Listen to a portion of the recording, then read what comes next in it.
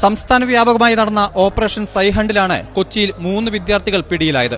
വിവിധ ബാങ്കുകളിലെ ബ്രാഞ്ചുകളിലെത്തി തട്ടിപ്പ് പണം പിൻവലിക്കുന്നതിനിടെ കൈയോടെ പൊക്കി. 4 അക്കൗണ്ടുകളിൽ നിന്നായി പിൻവലിച്ചത് 6 ലക്ഷത്തിലേറെ രൂപ. ബാങ്ക് അക്കൗണ്ട് വാടകയ്ക്ക് കൊടുത്ത് പണം ഉണ്ടാക്കാൻ നോക്കിയതുകൊണ്ടാണ് ഇവർക്ക് ഈ പണി കിട്ടിയത്. എങ്ങനെയാണെന്ന് പറഞ്ഞു തരാം.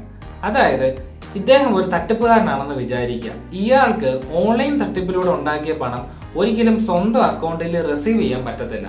അങ്ങനെ സ്വന്തം അക്കൗണ്ടിൽ റിസീവ് ചെയ്ത് കഴിഞ്ഞാൽ തീർച്ചയായും ഇയാൾ പോലീസ് പിടിക്കും.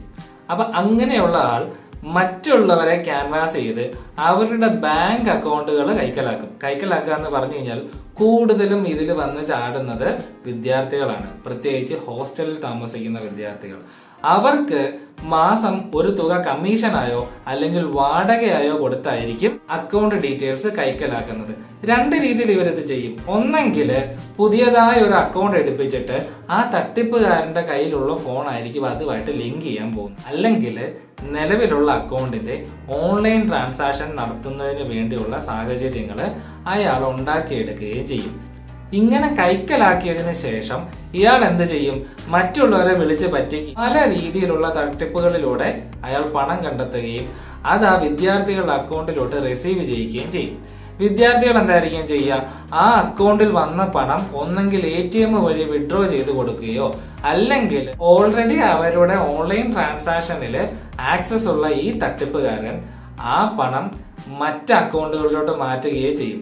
അത് മേ ബി രാജ്യത്തിന് വെളിയിലുള്ള ഒരു അക്കൗണ്ട് ആയിരിക്കും. ഇവിടെ കുഴപ്പം എന്താന്ന് വെച്ച് കഴിഞ്ഞാൽ ഈ പണം വന്നത് ആ വിദ്യാർത്ഥികളുടെ അക്കൗണ്ടിലും നിയമപരമായ ബാധ്യത ആ വിദ്യാർത്ഥികൾക്കായിരിക്കും.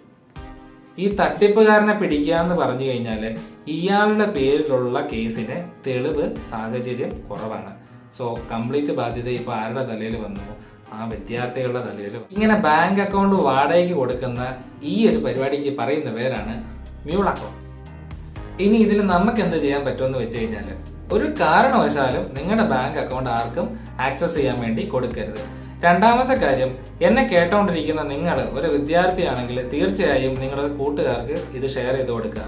ഇനി അതല്ല, നിങ്ങളൊരു രക്ഷിതാവാണെങ്കിൽ കൃത്യമായി നിങ്ങളുടെ മക്കളുടെ കയ്യിൽ നിങ്ങളുടെ അറിവില്ലാതെ വരുന്ന അസറ്റ് എവിടുന്ന് വന്നു എന്ന് ചോദിക്കണം. ഇങ്ങനെയുള്ള ഒരു തട്ടിപ്പ് വഴി അവരുണ്ടാക്കിയ പണമാണെങ്കിൽ അതൊരു കാരണവശാലും അതിന്റെ നിയമക്കുടുക്കിൽ നിന്നും അവർക്ക് വെളിയിൽ ഇറങ്ങാൻ പറ്റിയെന്ന് വരത്തില്ല. നിങ്ങൾ അറിയാതെ ഒരു അസറ്റും അവരുടെ കയ്യിൽ വരാൻ പാടില്ല.